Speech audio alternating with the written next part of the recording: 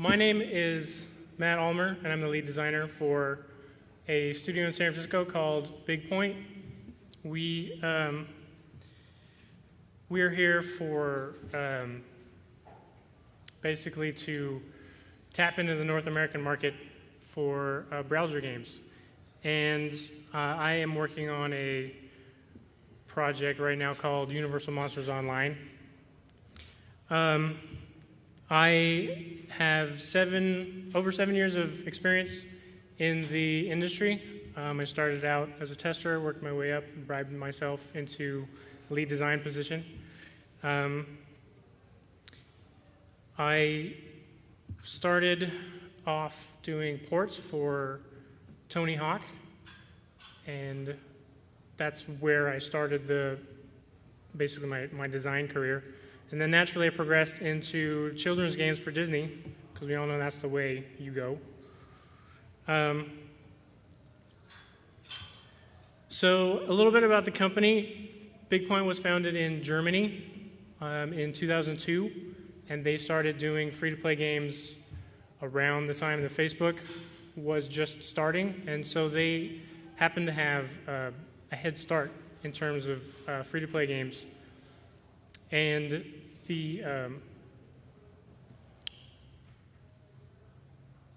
because Facebook wasn't around, their business model is different. They actually distribute their games to several different websites, and they have a whole bunch of different partners, as opposed to going to one particular website.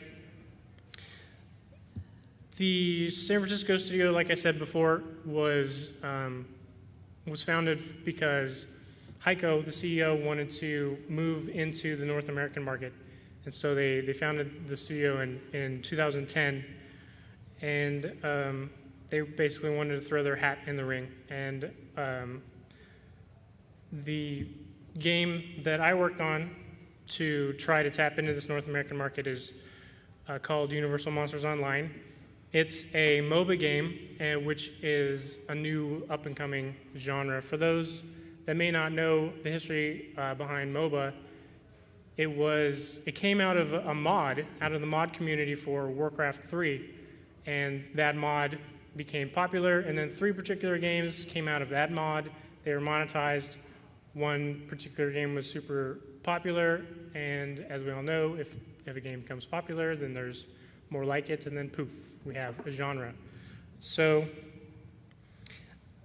the interesting thing about Universal Monsters Online is we wanted to make it more accessible than what most of the other MOBA games are. And so for people who happen to be interested in MOBA and then play MOBA games and then find the learning curve to be too steep or it's too intimidating by the veteran players, we are hoping that they look at our game and see that it's more accessible, so that they realize they don't necessarily suck at this particular type of game. One other interesting note about this game that I want to point out is with the traditional MOBA game, you get a character and then 4 abilities, and what we've done is you get a character and then you get 4 ability slots, but you get more than 4 abilities. So you get a chance to mix and match different abilities before going into a game to basically customize the character the way that that would fit your play style. And so, like I said, I'm the lead designer for this particular project. I'm really proud of what we've done, and we are now in beta. So if you're interested, I hope you do check it out.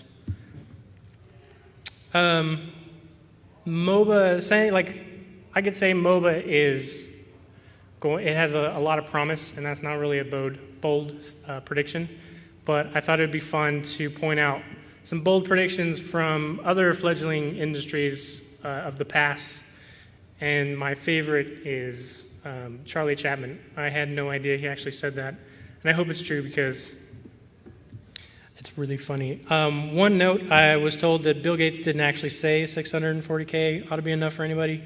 He was, the person who actually said it was just associated with him, but I figured I'd leave it because it's fun to poke at rich people. One particular bold prediction came from my wife, who was my girlfriend at the time in 2008. She was working she was working for a client, and she was researching for a project coming up. And one night, after finishing up her research, she turned to me and she said, "Honey, this online free-to-play business is really the future," and which I promptly laughed in her face, because at the time I was doing console and traditional games. And then, as we know, she had the last laugh, because the company that I was working for got acquired by Bigpoint, and I found out that I was going to do a free-to-play game. So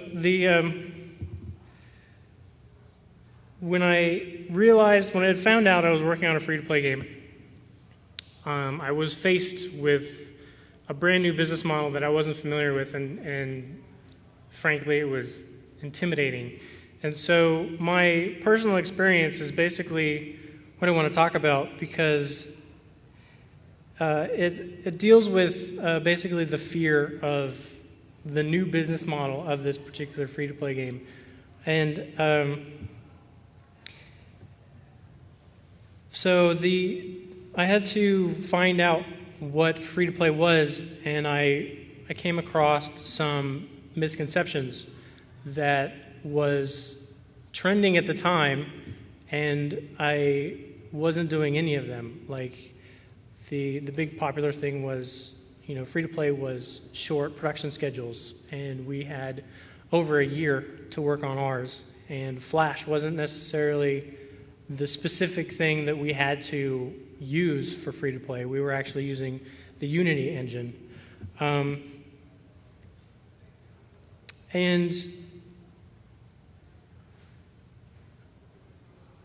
the big one that a lot of people were wondering about was, if free-to-play is like the cheap game just to make money. And I feel like after going through the process of creating UMO, I still have full custody of my soul. So all of these misconceptions were pretty much dashed in the beginning. And one particular misconception that is relevant for the industry, but especially relevant for free-to-play, is that everybody's basically just guessing on what particular method and philosophies and concepts actually work. And it's something that, for me, is actually relieving. It's not a judgment that I'm working with people who have no idea what they're doing. It's more of like, we're now in the same boat, and we don't know what we're doing, so how can we approach this in a way where we're not necessarily trying to prove that our opinions and our methods are right? It's something that I've discovered is liberating, because when you don't know what you're necessarily doing, then you happen to have, if everybody admits this, then you're more open-minded to each other's thoughts and ideas. I'll give you an example. Does anybody know this painting? So the good thing about that is, if we all don't know what this painting is, then we're more open to, if we admit that, basically, if we freely admit that we don't know what this painting is, then we're all open to what this painting actually is. And it was painted by an artist in 1959, and it was sold for $80 million. And it's considered a major influence on the pop art movement in the 50s and 60s. So when you take a look at the painting and then you take a look at the history, then it's more interesting in terms of, like, you get a little tidbit of information that you learned, as opposed to taking a look at the painting and then saying, oh, there's a lot of red, and red is angry, and then it embarks all of this anger, and then you might latch on to that particular concept, and then you might want to get other people to agree with you, when in fact it's actually about pop art, and it's more lighthearted, and it's a better way of taking that whole message. And so if you do that, then you're not afraid really to look stupid, and people aren't going to laugh. And if you do something that you think, if you bring something up that you think might be stupid, somebody might actually stop and think about it, and it might inspire another thought, or it could actually be so crazy that it's a good idea. I want to give you another example on what has basically changed the way that I've approached solving creative problems, and I have a video that I want you to take a look at. You all have a piece of cardboard and a piece of paper. It's actually got a bunch of circles on it. I need you to turn that piece of paper over. You should find it's blank on the other side. Okay? And there should be a pencil. And I want you to pick somebody that's sat next to you. And when I say go, you've got 30 seconds to draw your neighbor. Okay? So, everybody ready? Okay? Off you go. You've got 30 seconds. You better be fast. Come on, those masterpieces.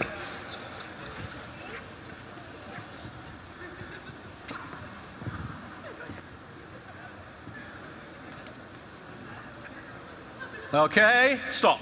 All right, now. Yes. Lots of laughter. Yeah, exactly. Lots of laughter, quite a bit of embarrassment. Am I hearing a few sorries? I think I'm hearing a few sorries. Yeah, I think I probably am. No, and that's exactly what happens every time you do this with adults.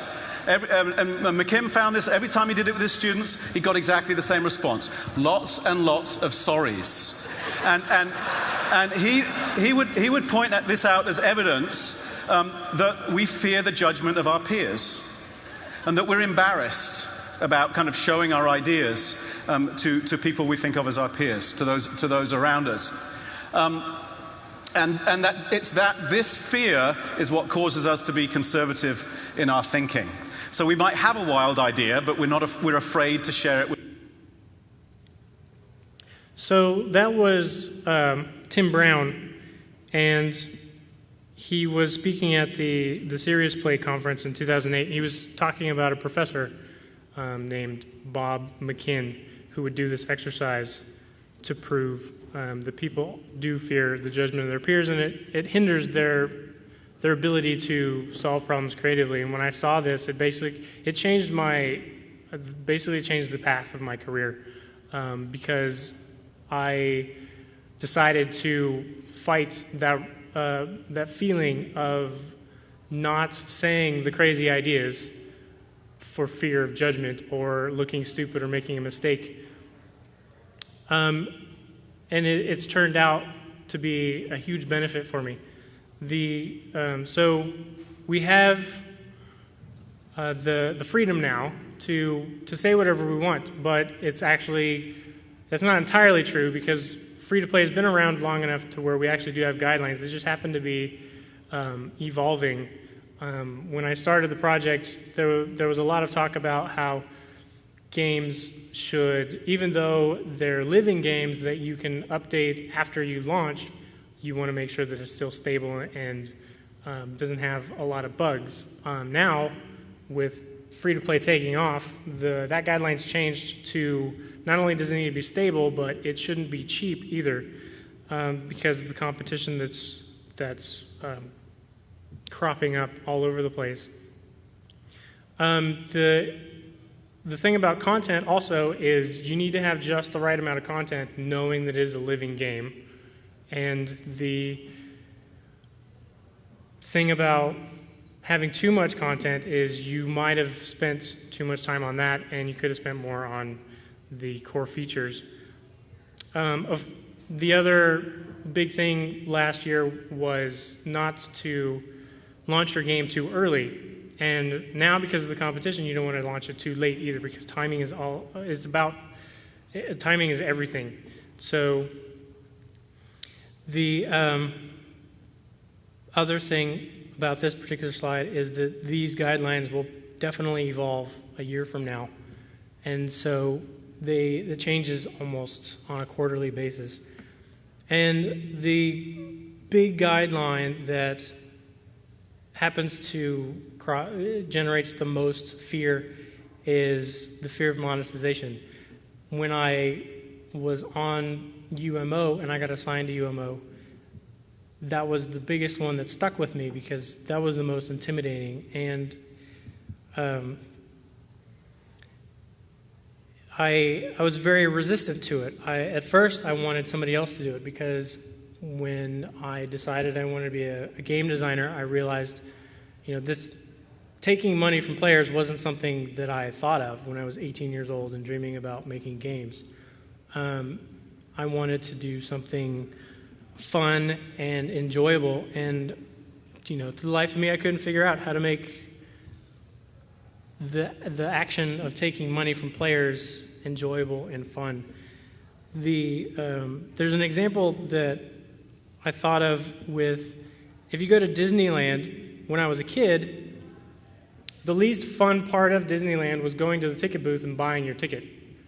But recently, the last time I went to Disneyland, they have Disney Town, and you basically walk through what is an outside mall with stores and shops, and you can get cotton candy. And then this is the journey that you take before you get to the ticket booth, and that's Disney's way of making monetization more enjoyable.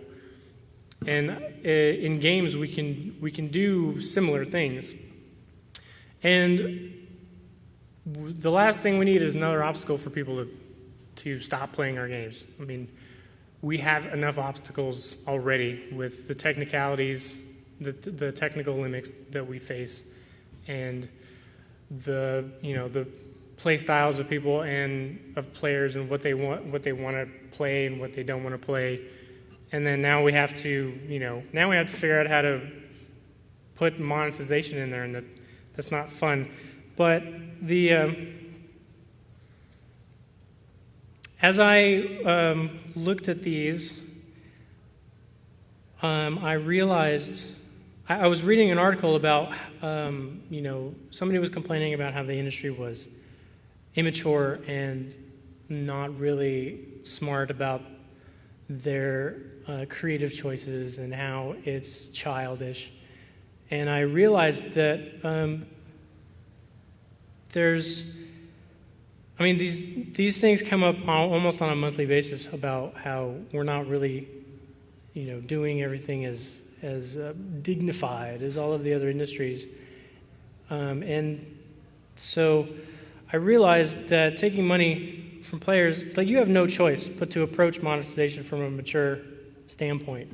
And so taking that particular perspective made me realize that monetization isn't something to be feared. It's actually an opportunity to control another aspect in your game. Because, who would you want to be in charge of monetization? Would you want it to be somebody who, cares about the game in the same way the player would want to care about the game, or would you rather have somebody who just sees players as dollar signs?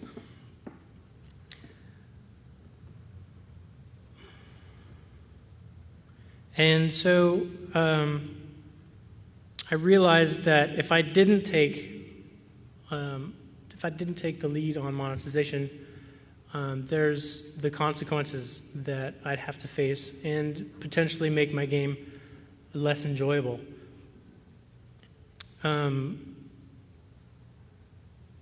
You can't win the battle of not monetizing your game unless you do a game all by yourself with all of your money. Even the games that are given away for free, like Humble Bundle, that's a form of monetization. Basically, the players just choose how much they pay. And so the thing that I wanted to also bring up was transparency. There's a huge consequence to not being transparent. There was a feature in our game where we we were trying to experiment with dynamic pricing, and the price would actually change depending on the particular state of where the player is in the game progression. But when we implemented it and tested it, we didn't have the proper UI to communicate what was actually going on with the price. And so it ended up looking deceiving, and so we didn't have enough time to put in the proper UI, so we pulled it. Because if there's anything that is going to keep a player from playing your game, it's going to be doing monetization in a way that feels deceiving. So what am I talking about with fear of monetization and taking money from players? There's a particular elephant in the room that people don't want to talk about. It's a label that players loathe, and developers are afraid of having that label be put on their game.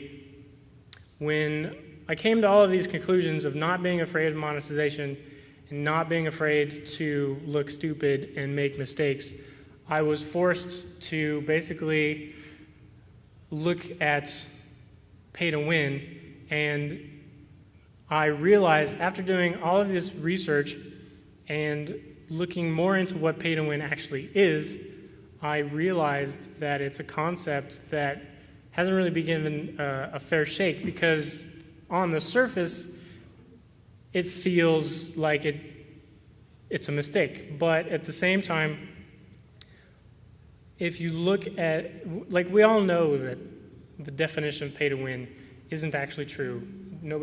Designers aren't going to create a feature that allows players to push a button and then win one particular part of the game.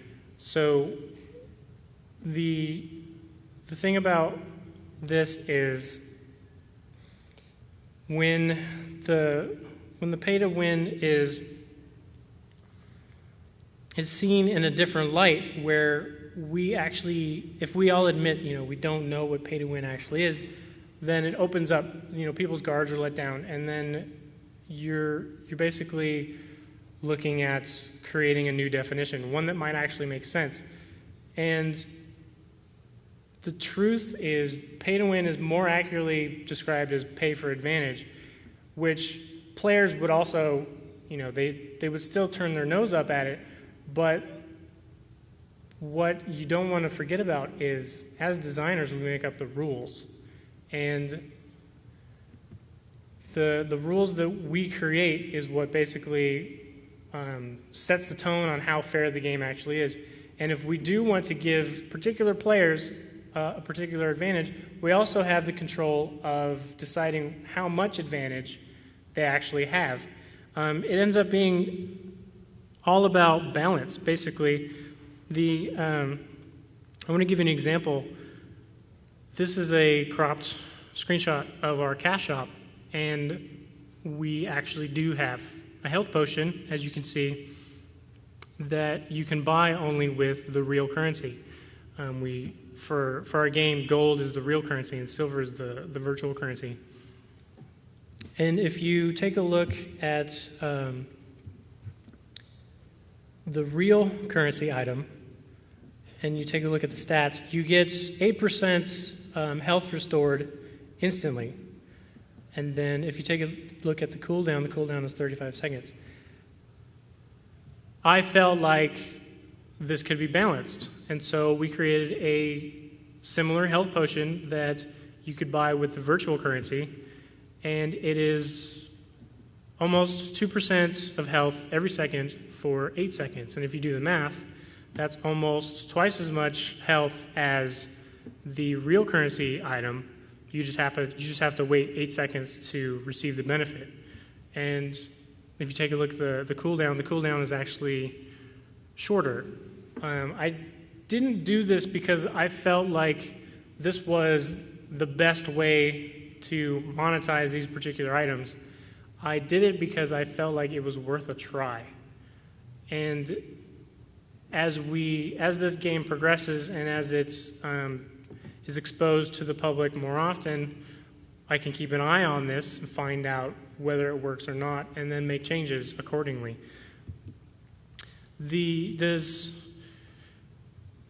For all of this philosophical thoughts and concepts, there's actually a real-world example of pay to win, and it's baseball. The players are it's all about statistics, so which is also compatible with our game, because our game is very much about statistics. And the players are, they vary in talent, and some are better than others. And then also at the same time, the different teams pay more money for these more talented players. And so in terms of the monetization system within the sport of baseball, it's similar to pay to win. But the rules for baseball are all the same regardless of which teams are playing. The distance between the bases are the same. Everybody gets 3 strikes. The pitcher gets 4 balls. And there's 3 outs per half inning. And I want to give you an example of 2 teams that represent the spectrum of this, the difference in the payrolls. The New York Yankees, as you can see, the New York Yankees payroll is almost 4 times as much as the Oakland Athletics. And then as of this morning, these are the standings for both of these teams. As you can see, the A's have a half-game lead on the New York Yankees. So with all of that,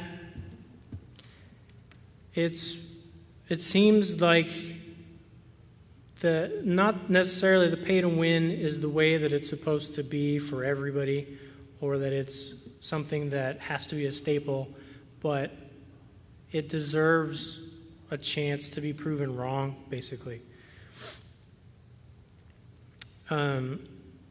So the game Universal Monsters Online represents not necessarily the best monetization system, but it does represent something. It represents what can be done without fear of judgments. So I hope you check it out, because I think it's something that can really have our industry grow and learn lessons in a way that we can evolve more rapidly. And of course, remember that out of all of this, balance is the key ingredient. So thank you for listening. Does anybody have any questions? Yes. Should we, I guess we should use the mic. I can project, it's all right. Okay. How's it going, man? I'll repeat the question. Yeah. Okay, so you didn't really get into too many specifics about, and I don't want too many details, obviously, about what you monetize in the game. Is it just items? Is it just people buy the premium currency and buy items with it, or are there other avenues of monetization in the game? Right. So the question is, do I monetize just items, or are there other things to monetize? Obviously, the only thing the player technically buys is the in-game real currency. So they buy that and they buy the gold. And then we have, what I've basically done is there's a frequency of purchases that the player buys through the compulsion loop of our game. And consumables are the most often, and in that particular case, I monetize that. In terms of the real currency, I monetize that the least. Most of the consumable items are for virtual currency only. Then we have another item that you can buy. It's a persistent, it's not a consumable, it's a persistent buff, basically, that makes your character more powerful, and they're called relics. And that is actually priced both. Each item is priced both virtual and real currency. Everything else the characters, the abilities that you can buy, those are also priced for both currencies. And then the only items that are priced real currency only, other than the selected consumables, are the alternate skins that you can buy.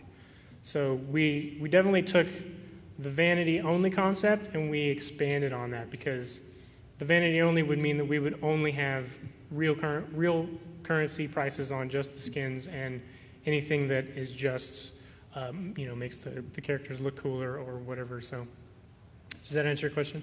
Yeah, it does. Okay. Yes. One of my questions has to do with monetization. You have to actually communicate the value proposition to the player about why it's better to buy our currency item. And I'm confused about how did you communicate the health potion value proposition to players? Because it seems like, the grinder is going to just grind away anyway. Mm. So they're going to, you know what I mean? So how do you make that attractive? How do you get people to convert?